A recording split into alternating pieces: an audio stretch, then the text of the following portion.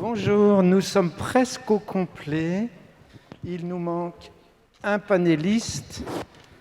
Je vous propose pour autant de commencer dès à présent, puisque nous avons un défi collectif à relever, celui du temps, puisque nous avons au maximum 30 minutes pour cette table ronde, pour des contraintes que vous comprendrez aisément de ne pas retarder les séquences ultérieures de clôture. Je vous invite donc à participer à cette table ronde qui est complémentaire et connexe à la table ronde précédente, finalement, qui interrogeait l'accès à la lecture et l'attrait à la lecture pour les jeunes. On va questionner ici les modalités de développement et de renforcement du rôle des bibliothèques nationales et locales et l'accès aux livres pour les publics éloignés. Nous accueillons dans ce panel Madame Chantal Hadjiman, directrice de la Bibliothèque nationale de Côte d'Ivoire. C'est peut-être elle que nous attendons. Bonjour. Bonjour, voilà, vous êtes... On ne vous entend pas. Voilà. On va essayer de régler ce problème d'ici quelques minutes. Nous accueillons ici Madame Nathalie Husquin, responsable de La Traversée, collection de romans belges pour public éloigné de la lecture. Monsieur Martin Dubois, qui est directeur général de la Grande Bibliothèque, Bibliothèque et Archives nationales au Québec. Bonjour monsieur. Bonjour, bonjour. Nous accueillons aussi monsieur Ilyes Rabi, qui est directeur de la lecture publique en Tunisie. Bienvenue. Et nous attendions aussi Madame Marjolaine Mantin, directrice de l'association Signe et Sens, mais elle nous rejoindra peut-être ultérieurement. Elle arrive. Voilà, on va lui laisser quand même le temps de nous rejoindre. Bienvenue. Alors hier, lors de la séquence introductive, il a été dit que le livre permet de mieux vivre avec soi et de mieux vivre avec les autres. Cette expression qui justifie à elle seule la nécessité de garantir un égal accès à toutes et à tous aux livres nous incite à nous questionner collectivement sur le rôle des bibliothèques, qu'elles soient nationales ou locales, sur le rôle des autres acteurs du livre, pour ne laisser personne au bord du chemin. À travers vos témoignages, nous allons voir que le terme de public éloigné, qui a été utilisé dans le titre de cette table ronde, est polysémique. Alors je vous propose de commencer par vous, Monsieur Rabi, pour prendre le premier sens finalement de ce terme éloigné, le sens plus commun, on va dire, et notamment la question de l'éloignement géographique. Alors présentez-nous, s'il vous plaît, le réseau des bibliothèques publiques en Tunisie et peut-être quelques exemples de projets que vous avez mis en place pour inciter à la lecture. Bonjour à tous, bonjour à toutes. Tout d'abord, je tiens à remercier les États généraux d'avoir nous offrir cette opportunité pour partager nos idées et nos expériences. Donc, dans mon intervention, je vais passer par une présentation sommaire du réseau de la lecture publique, puis les initiatives qu'on a pu organiser durant ces dernières années. Donc, pour commencer, le réseau de la lecture publique en Tunisie est organisé de façon centralisée. Il est composé de 3 catégories. Bibliothèques régionales au centre des gouvernorats, sont des IPNA. Puis on a, qui sont en nombre de 24, puis on a 368 bibliothèques locales. Elles sont implantées dans les zones urbaines et aux banlieues des grandes villes. Puis on a 42 bibliothèques itinérantes, des bibliobus qui couvrent 1800 points d'empreinte dans les localités rurales. Puis, en tout, on compte actuellement 434 bibliothèques, entre fixes et mobiles. Les bibliothèques accueillent toute personne sans distinction. Puis, les bibliothèques permettent à l'accès libre, orient et assurer un service de lecture sur place et aussi prêt à domicile. Donc, le réseau des bibliothèques dispose d'un fonds de 8 millions de volumes, répartis de la façon suivante: 4,2 millions pour adultes, 3,2 millions pour enfants, soit 2 tiers en langue arabe et 1 tiers en langue française.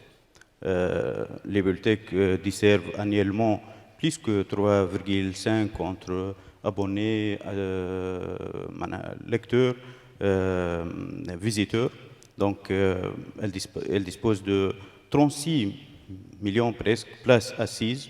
Il est à noter que 52% du public, ce sont des enfants, puis 41% c'est des publics jeunes, puis 7% c'est des adultes. Donc depuis 1991, on a établi le programme national d'incitation à la lecture, donc, qui a pour objectif de sensibiliser l'opinion publique au rôle des bibliothèques, enraciner l'habitude de la lecture comme une pratique culturelle constante, régulière et permanente, coordonner les efforts des différents intervenants dans le domaine des livres, des bibliothèques et de la lecture. Ces programmes consistent à organiser des campagnes de sensibilisation à l'intérieur et à l'extérieur des espaces des bibliothèques, l'organisation des manifestations comme le concours national de la création littéraire pour enfants et jeunes, le livre viatique du voyageur, l'été du livre, les journées nationales de la lecture de l'information, le rencontre de la lecture en milieu rural et couronnement des lauréats du concours national des lecteurs fidèles, puis à la participation annuelle à la foire nationale ou internationale du livre, comme on a organisé une nuit de la lecture depuis 2019 dans le cadre du jumelage du ministère des Affaires culturelles et le ministère des Cultures français. Donc, malgré la crise sanitaire, la direction lecture publique n'a pas arrêté ses activités et elle a organisé plusieurs activités et initiatives. Donc, je vais citer 4 principaux initiatives. Donc, pour commencer, c'était le confinement, après l'annonce du confinement total.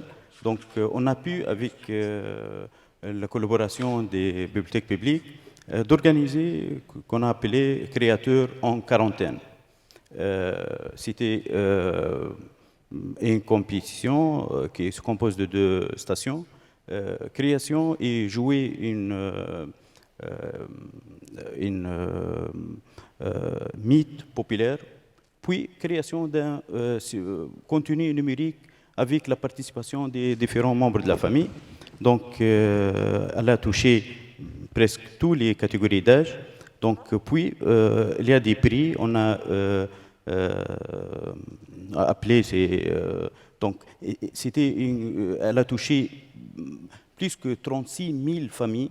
Donc, puis, c'était un événement à clôturer par la cérémonie de remise des prix aux lauréats, 5 lauréats pour chaque catégorie.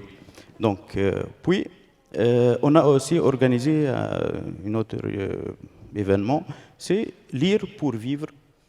C'était au moment du confinement total. On a pu distribuer plus que 10 000 ouvrages aux 82 centres dédiés aux quarantaines. Donc, on a les gens détenus dans ces centres ont profité de 2 livres pour chaque personne. Donc, puis, on a organisé un autre événement, c'est le championnat national de la lecture dans sa première édition.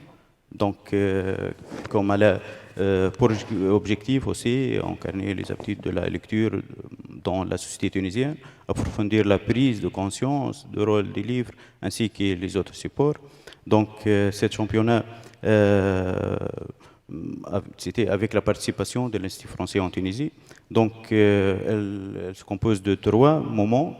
Donc, les éliminatoires locales, les éliminatoires régionales, puis l'éliminatoire national. Donc, on est en train de préparer le final à l'Institut à Rades.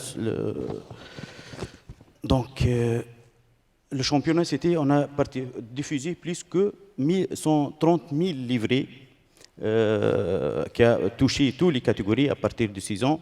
Donc, il y a, pour les prix, ce sont des coupes, réellement des coupes comme les championnats.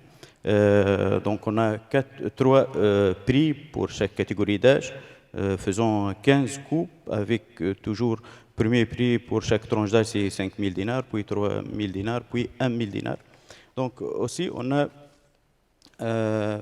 organisé une autre initiative qui s'appelle Nos maisons sont partitions musicales et paroles. C'était la suite de créateurs en quarantaine. Donc, juste on a ajouté une compétition de poésie avec compétition de contes et d'histoire populaire, puis avec la compétition d'écriture narrative interactive. Donc,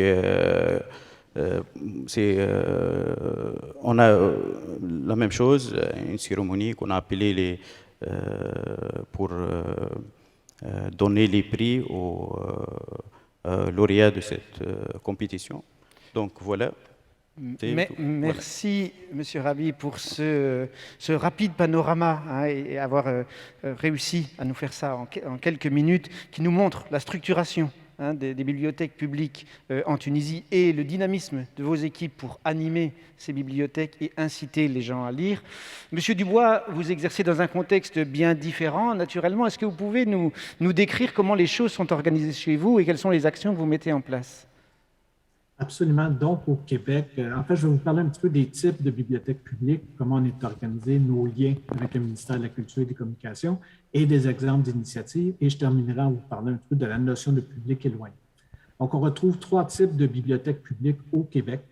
Donc, le premier type, dans le fond, c'est la grande bibliothèque qui est située à Montréal, qui est chapeautée par Bibliothèque et Archives nationales du Québec.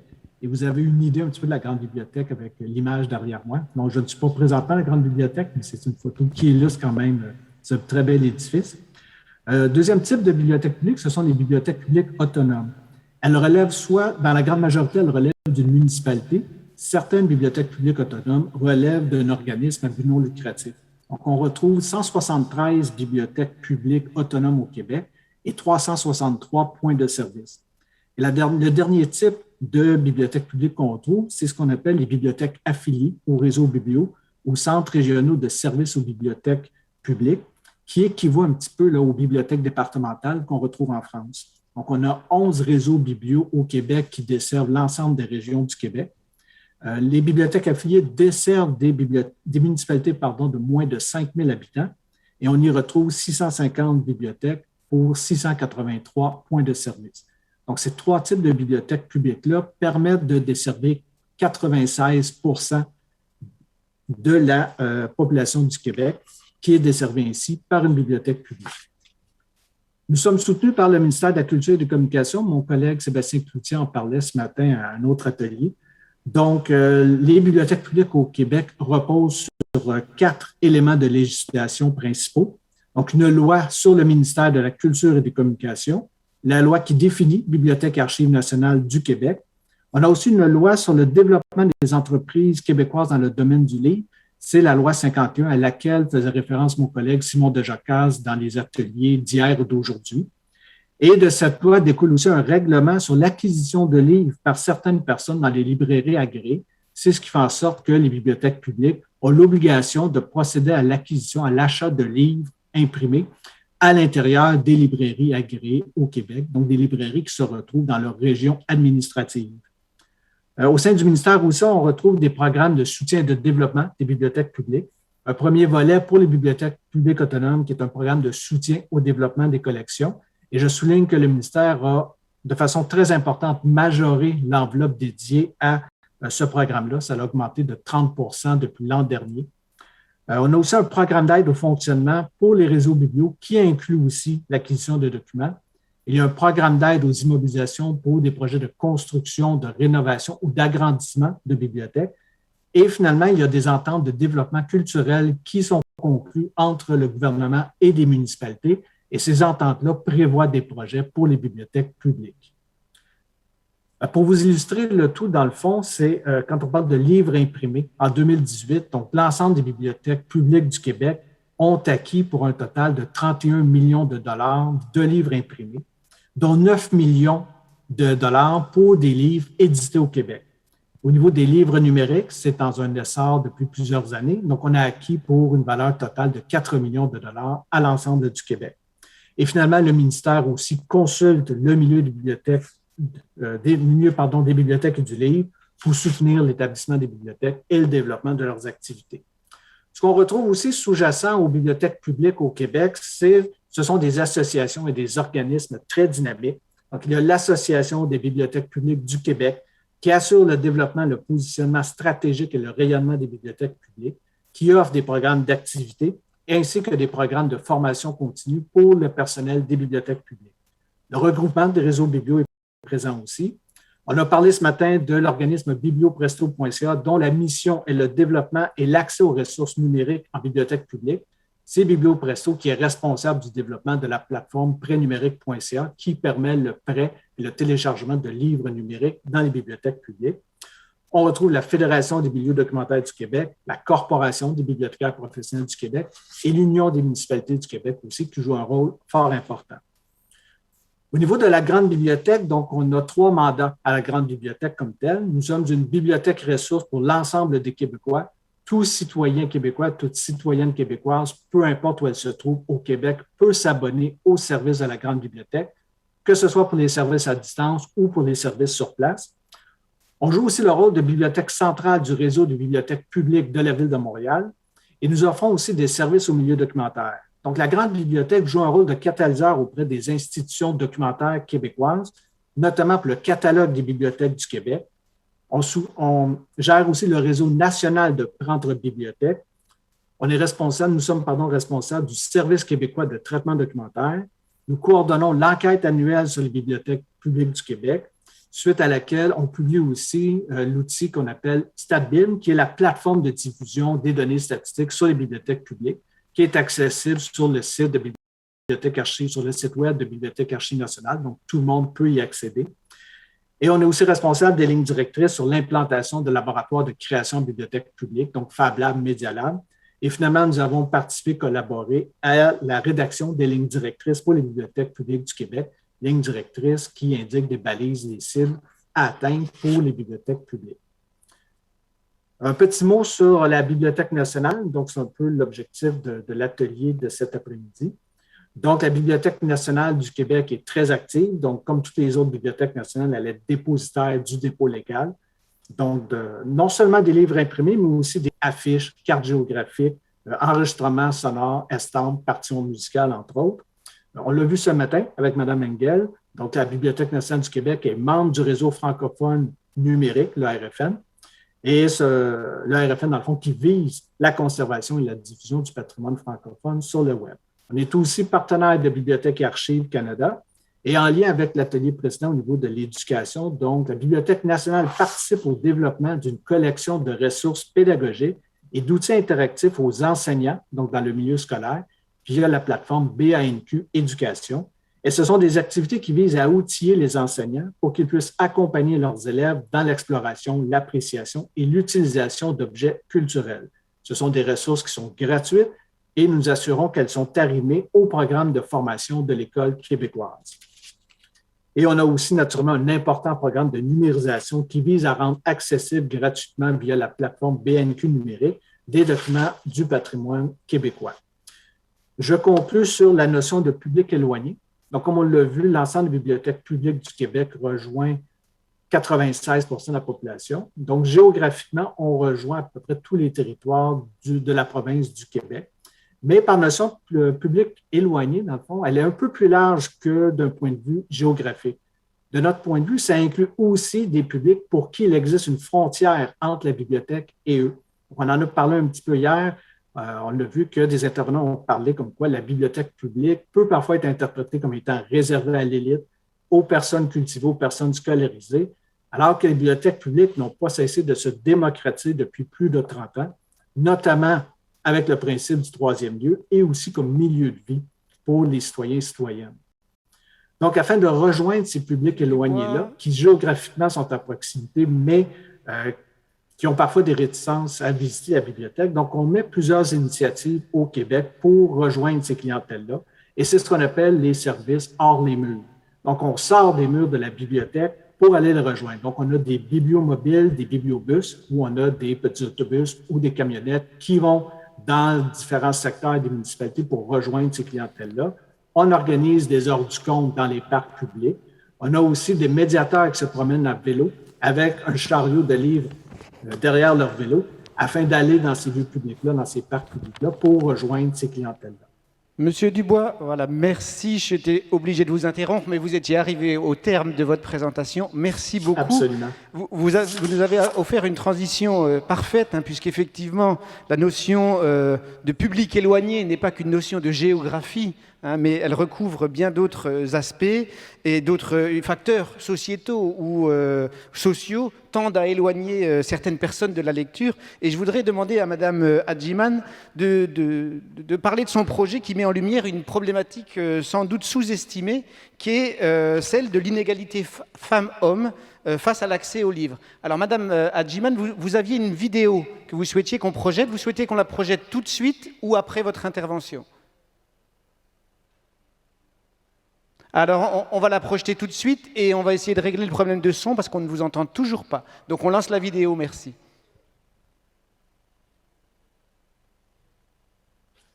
De coiffure.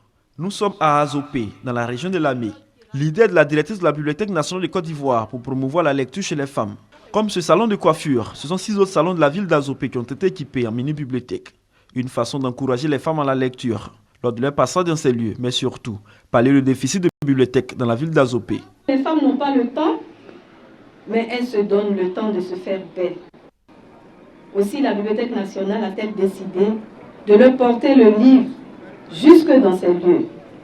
Voici la raison essentielle de ce projet. Et les femmes, parce que ce sont elles, elles représentent le gage de la transmission du goût de la lecture à nos enfants.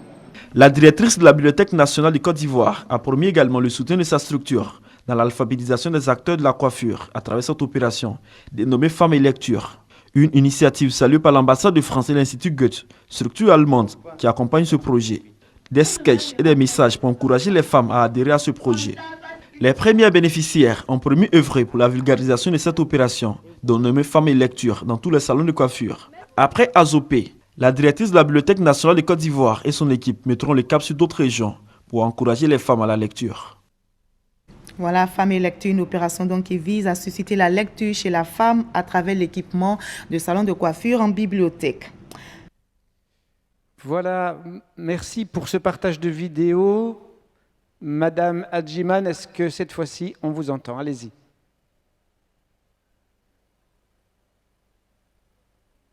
Malheureusement, il semblerait qu'on ait un problème technique. Je vous propose, comme le temps est compté, qu'on passe à la prochaine présentation et on reviendra vers la présentation de Madame Hadjiman dès qu'on aura réglé ce problème technique. Mais je pense qu'on a, à travers cette petite vidéo, déjà eu un bel aperçu de cette initiative. Un autre facteur qui peut éloigner certaines personnes du livre et de la lecture, il s'agit tout simplement, le terme est mal choisi, je pense, mais il est maladroit, mais je n'ai pas trouvé d'autre, tout simplement de la difficulté, voire de l'impossibilité à lire. Des actions très concrètes permettent d'avoir une réelle approche inclusive de la lecture, et je vous propose d'écouter dans un premier temps Madame Mantin, pour qu'elle nous présente son action. Alors je crois que vous aviez un PowerPoint, vous, support de votre intervention. Oui, tout à fait, bonjour. Voilà, si on peut le projeter, c'est bien, sinon je peux faire ça aussi. Commencez, on va... Ok, très bien. Alors, moi, je fais partie de l'association Signes de Sens. On est basé à Lille, dans le nord de la France. Et notre mission, c'est de rendre l'information, la culture, la lecture, les apprentissages plus accessibles à tous les publics, y compris ceux en situation de handicap. Donc, on parle de handicap sensoriel, handicap cognitif, handicap intellectuel, tous ceux qui empêchent justement l'accès à l'information, à la communication. Et donc, notre méthode de travail, c'est la conception universelle, c'est-à-dire qu'on conçoit des solutions en partant des besoins des publics spécifiques, mais ce sont des solutions qui facilitent la vie de tous. Et donc, c'est vraiment la vision de Signes de Sens, de dire que le handicap, la fragilité, la diversité favorisent l'innovation et améliorent la société finalement. Donc, on a des exemples de conception universelle dans notre quotidien, par exemple le vibreur ou le SMS qui ont été créés pour des personnes sourdes qui ne pouvaient pas communiquer avec le téléphone à l'oral, ou la télécommande qui a été pensée pour des personnes à mobilité réduite et qui nous facilite bien la vie au quotidien. Voilà, sur d'autres sujets comme les démarches administratives, par exemple, sur lesquelles on a travaillé, si on part des besoins de public spécifiques, on se doute bien qu'on va se faciliter la vie à tous aussi.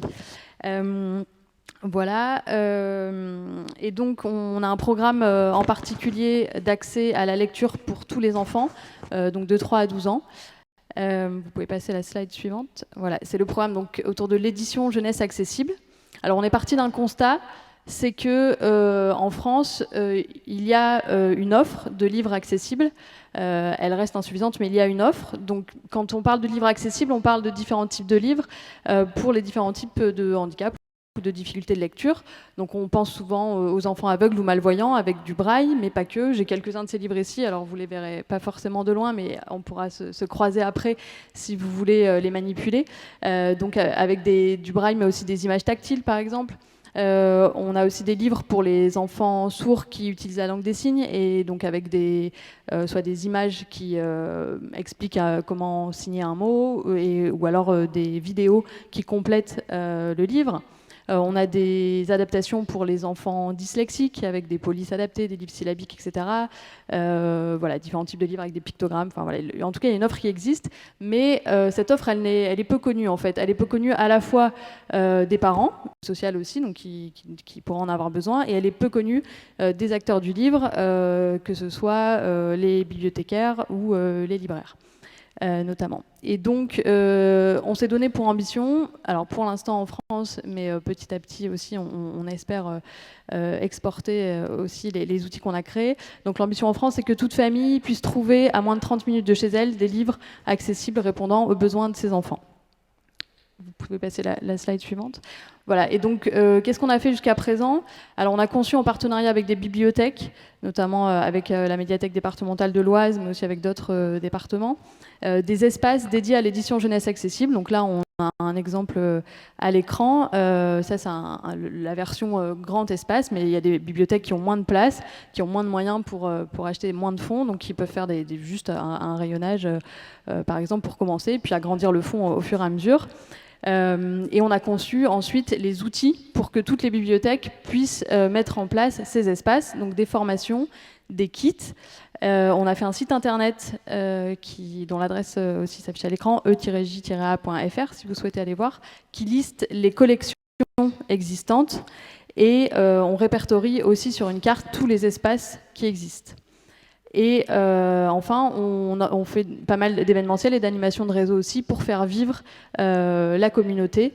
Voilà, et pour que les médiathèques puissent échanger entre elles, avec les éditeurs, avec les libraires, vraiment voilà, essayer d'associer toute la chaîne du livre pour faire vivre le sujet. Et donc pour l'instant, ça a été plutôt en visio, mais on espère bientôt avoir des événements en présentiel aussi.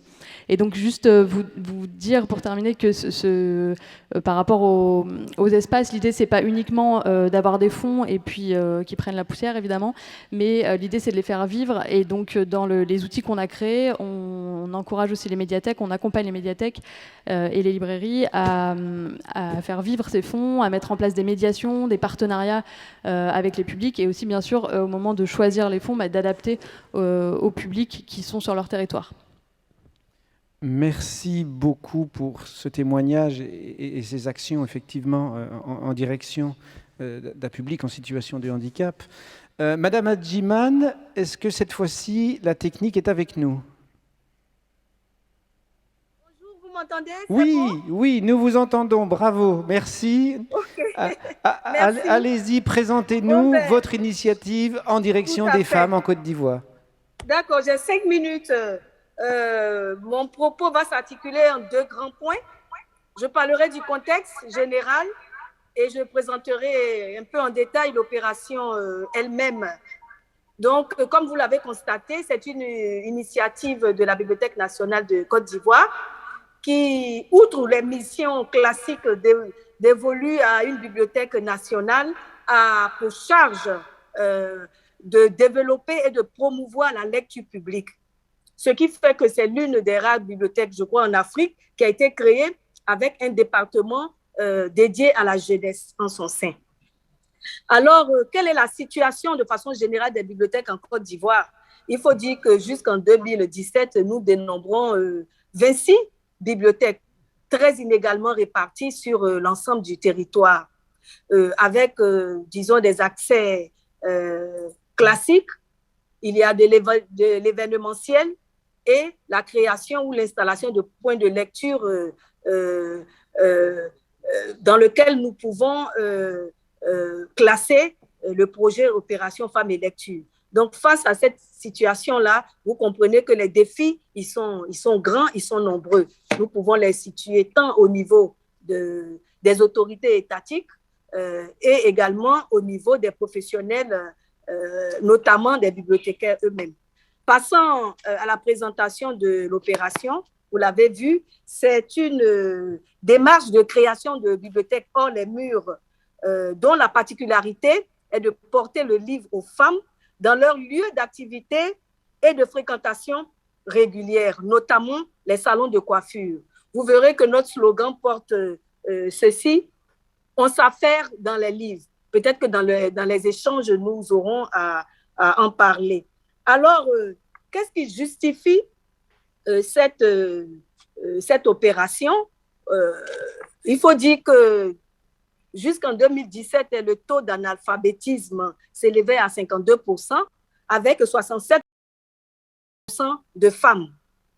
Alors, encore, cette opération trouve sa raison d'être dans un certain nombre de réalités, notamment les contraintes liées aux occupations professionnelles et aux tâches domestiques des femmes. Vous savez qu'en Afrique et en Côte d'Ivoire que je connais, que tu sois agrégé en médecine, que tu sois professeur de lycée, que éducatrice préscolaire, quand tu arrives à la maison, toutes les tâches domestiques en tant que femme te sont réservées. Donc les femmes, a priori, n'ont pas le temps. Ensuite, nous avons la quasi-inexistence de structures de lecture et le passage irrégulier des parents dans les quelques bibliothèques qui existent. En revanche, les femmes en Côte d'Ivoire qui sont très coquettes, quel que soit leur niveau social, leur niveau d'études, passent en moyenne 1h30, 2 heures de temps dans les salons de coiffure. Aussi, la Bibliothèque nationale a-t-elle décidé de leur porter le livre dans ces endroits-là? Comment ces bibliothèques sont gérées? La Bibliothèque nationale, des partenaires qui parfois sont des sponsors et les salons de coiffure travaillent en étroite collaboration. Les salons de coiffure, certaines institutions telles que les alliances franco-ivoiriennes sur place constituent les relais de la Bibliothèque nationale sur le terrain. Les salons de coiffure, les tenancières ont pour charge de sensibiliser les femmes et de leur proposer à chaque passage de la lecture. Alors, ces mini-bibliothèques sont des meubles en bois vitrés avec une capacité de 50 ouvrages. Et nous faisons des rotations 3 fois dans l'année. Ces ouvrages sont, disons, des bandes dessinées pour celles qui ne savent pratiquement pas lire. Nous avons des contes, nous avons des romans, nous avons les albums. Et comme on le dit, l'appétit vient en mangeant. Les femmes demandent des documents qui parlent du droit de la femme, qui parlent de l'éducation des enfants, qui parlent du mariage, etc. Quel bilan nous pouvons faire de cette opération? Aujourd'hui, nous comptabilisons 24 mini-bibliothèques dans 6 communes et 4 grandes villes de la Côte d'Ivoire. Nous dénombrons également 193 898 lectures, dont 22 773 lectures sur place et 154 050 lectures en prêt à domicile. Alors, que conclure face à cette initiative? Mais à côté de notre conclusion, quelles sont les perspectives? Aujourd'hui, à côté des mini-bibliothèques, la Bibliothèque nationale entend apporter également l'outil informatique pour également familiariser les femmes et à l'utilisation de cet outil-là. Et bon, c'est un projet, il n'a pas encore démarré, mais c'est à cela que nous voulons arriver. Mais bien plus, en impliquant les autorités administratives, les autorités politiques dans ce projet, c'est une manière de les emmener à l'installation, à la création de médiathèques avec des centres de conservation régionale. Et déjà, l'expérience est en train de porter et nous espérons que ça ne sera pas juste des discours politiques, mais que nous passerons à l'action. En parlant d'événementiel, nos tournées de sensibilisation nous ont permis de voir la souffrance des bibliothèques dans les écoles. Parce que une chose est d'être enseignant de français, mais une autre est de savoir faire vivre une bibliothèque. Et c'est le sort, malheureusement, qui est réservé à de nombreuses bibliothèques dans nos écoles. Alors que conclure, nous voyons que dans ces salons de coiffure et dans toute la ville où sont installées quelques mini-bibliothèques, la demande est de plus en plus forte. Et un besoin d'alphabétisation au niveau des jeunes filles se pose. Même dans les salons de coiffure, ces jeunes filles-là sont souvent analphabètes ou d'autres ont quitté l'école après la classe de 6e ou de CM2. Donc, elles ont besoin de lire. Il y a une frustration lorsqu'elles voient les amis qui savent lire leur raconter, par exemple, l'histoire qu'elles ont lue à partir de l'ouvrage emprunté dans la mini-bibliothèque. Voici en gros ce que je peux dire. Je vous remercie. Merci beaucoup pour ce témoignage dynamisant et qui nous montre qu'en faisant preuve de créativité, on arrive à rapprocher les lecteurs et les livres, et dans des endroits qui peuvent sembler insolites, mais vous nous faites aussi une belle transition en disant qu'il ne suffit pas de rapprocher les livres et les lecteurs, encore faut-il que les lecteurs aient quitté les bancs de l'école en sachant suffisamment lire pour pouvoir accéder à toute la richesse qui est présente dans ces livres. Alors je vais passer la parole rapidement à Madame Husquin, je suis désolé d'être aussi tyrannique, mais pour nous présenter votre initiative. Est-ce que la vidéo que vous avez préparée, vous souhaitez qu'on la passe tout de suite En fait, je pense que ça pourrait bien montrer ce que c'est la traversée, alors, mais voilà, ça dure quand même 2 minutes. Alors allons-y, allons-y. Voilà. Je sais pas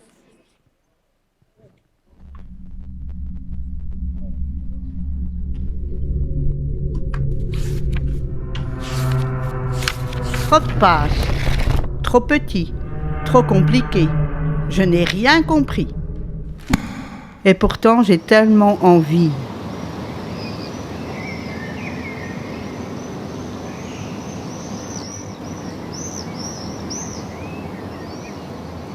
Un matin, juste après le lever du soleil, je les vois arriver. Des hommes et des femmes avec les chameaux. Tout derrière, je vois un petit garçon, il marche à pieds nus.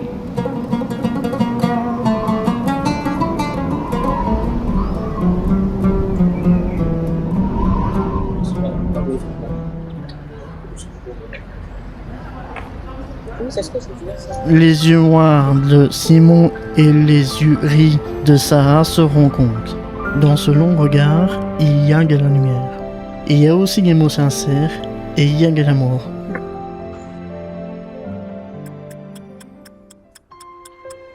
Victor a envie de se venger de Marie.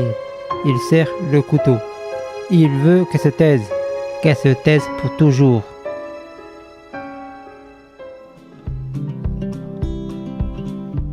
Depuis que j'ai découvert les romans de la traversée, j'ai tremblé devant le couteau de Victor. J'ai marché dans le désert. J'ai plongé dans les yeux de Simon. Les livres de la traversée sont courts, faciles à lire et à comprendre. Ils sont écrits par des auteurs belges auxquels sont associés des adultes lecteurs débutants. Pour la première fois, j'ai lu un livre du début à la fin. Je suis devenue une lectrice. La Traversée, une collection de romans courts et faciles à lire pour tous les adultes. Disponible en bibliothèque ou en librairie au prix de 7,90 €.